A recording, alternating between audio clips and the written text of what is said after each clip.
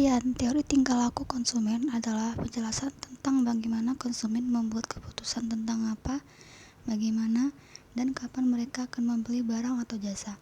Dalam teori ini, konsumen selalu mencoba untuk memaksimalkan kepuasan mereka. Kurva kepuasan yang sama, atau yang juga dikenal sebagai kurva indifferent, adalah konsep dalam ekonomi yang menggambarkan tempat di mana konsumen mendapatkan tingkat kepuasan yang sama. Misalnya, bayangkan Anda suka apel dan pisang. Kurva indifference akan menunjukkan semua kombinasi apel dan pisang yang membuat Anda merasa sama puasnya. Mungkin, satu apel dan dua pisang membuat Anda sama puasnya dengan dua apel dan satu pisang. Tapi tentu saja, dalam kehidupan nyata, keputusan konsumen dipengaruhi oleh banyak faktor lain seperti harga, penghasilan, selera pribadi, dan sebagainya. Jadi, teori ini hanyalah penyederhanaan dari realita yang kompleks. Manfaat utamanya, yang pertama, manfaat utamanya adalah membantu perusahaan memahami kebutuhan dan keinginan konsumen sehingga mereka dapat menciptakan produk atau layanan yang sesuai. Yang kedua, kurva kepuasan yang sama atau bisa disebut dengan kurva indifference adalah konsep dalam ekonomi yang menggambarkan berbagai kombinasi barang atau jasa yang memberikan tingkat kepuasan yang sama kepada konsumen. Ini sangat berguna untuk memahami preferensi konsumen dan bagaimana mereka membuat keputusan.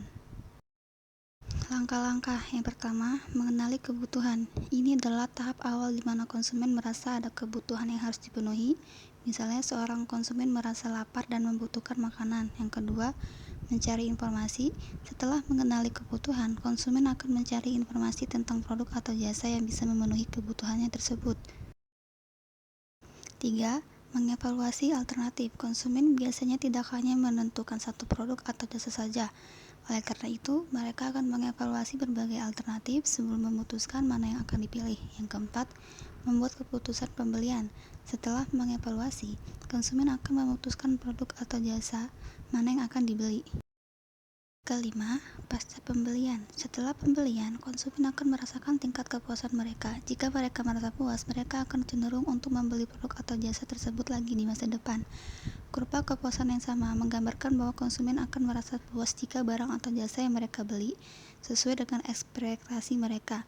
Jika ekspektasi tersebut terpenuhi, tingkat kepuasan konsumen akan tetap sama. Dampak yang pertama, pengaruh terhadap penjualan. Jika konsumen merasa puas dengan produk atau jasa yang dibeli, mereka cenderung akan melakukan pembelian ulang atau loyal terhadap produk tersebut. Hal ini tentunya akan berdampak positif terhadap penjualan dan pendapatan perusahaan. Yang kedua, pengaruh terhadap reputasi. Kepuasan konsumen juga berdampak pada reputasi perusahaan.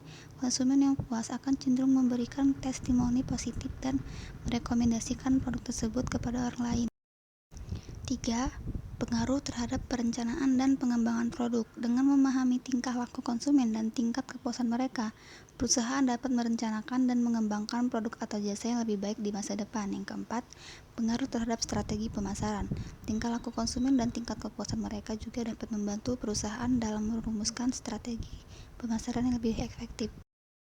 Kelima, pengaruh terhadap persaingan. Jika banyak konsumen merasa puas dengan produk atau jasa perusahaan, hal ini bisa menjadi keunggulan kompetitif bagi perusahaan tersebut. Jadi, perusahaan tingkah laku konsumen dan menjaga tingkat kepuasan mereka adalah hal yang sangat penting bagi perusahaan. Saran 1. Pahami ekspektasi konsumen. Penting untuk memahami apa yang diharapkan konsumen dari produk atau jasa yang ditawarkan. Dengan memahami ekspektasi ini, perusahaan dapat menciptakan strategi yang sesuai untuk memenuhi dan bahkan melampaui ekspektasi tersebut. Yang kedua, kualitas produk. Pastikan produk atau jasa yang ditawarkan memiliki kualitas yang baik dan sesuai dengan harga yang ditawarkan. Produk atau jasa yang berkualitas baik akan meningkatkan kepuasan konsumen. Ketiga, layanan pelanggan. Layanan pelanggan yang baik dapat meningkatkan kepuasan konsumen. Pastikan tim layanan pelanggan dapat memberikan respon yang cepat dan solusi yang memuaskan bagi konsumen. Yang keempat, menghargai loyalitas konsumen. Berikan penghargaan atau insentif kepada konsumen yang loyal.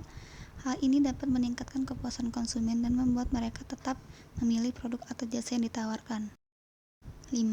Terus meningkatkan. Jangan pernah berhenti untuk terus meningkatkan, baik itu produk, jasa, atau layanan ke pelanggan. Perusahaan yang terus-menerus berinovasi dan meningkatkan kualitasnya akan selalu dapat mempertahankan kepuasan konsumen. Ingatlah bahwa kepuasan konsumen adalah kunci sukses dalam bisnis. Oleh karena itu, selalu berusaha untuk memahami dan memenuhi kebutuhan secara ekspektasi konsumen. Kesimpulan, tingkah laku konsumen adalah proses yang melibatkan keputusan dan tindakan yang diambil oleh konsumen dalam memilih, membeli, menggunakan, dan membuang barang dan jasa. Pemahaman tersebut, tingkah laku konsumen sangat penting bagi perusahaan dalam merancang dan memasarkan produk atau jasa mereka. Dalam konteks kurva kepuasan yang sama, kesimpulannya adalah konsumen cenderung mencari keseimbangan antara harga dan kualitas. Jika produk atau jasa memenuhi ekspektasi konsumen, mereka akan merasa puas dan cenderung melakukan pembelian ulang di masa depan. Namun, jika produk atau jasa tidak memenuhi ekspektasi, konsumen akan merasa tidak puas dan mungkin akan mencari alternatif lain. Oleh karena itu, perusahaan harus berusaha memahami kebutuhan dan ekspektasi konsumen, serta berusaha memenuhinya untuk mencapai tingkat kepuasan konsumen yang tinggi. Selain itu, perlu diingat bahwa tingkat kepuasan konsumen tidak selalu konstan. Faktor-faktor seperti perubahan selera, perkembangan teknologi, dan tren pasar dapat mempengaruhi tingkat kepuasan konsumen. Oleh karena itu, perusahaan perlu terus-menerus melakukan penelitian pasar dan mendengarkan feedback dari konsumen untuk memastikan mereka tetap dapat memenuhi kebutuhan dan ekspektasi konsumen.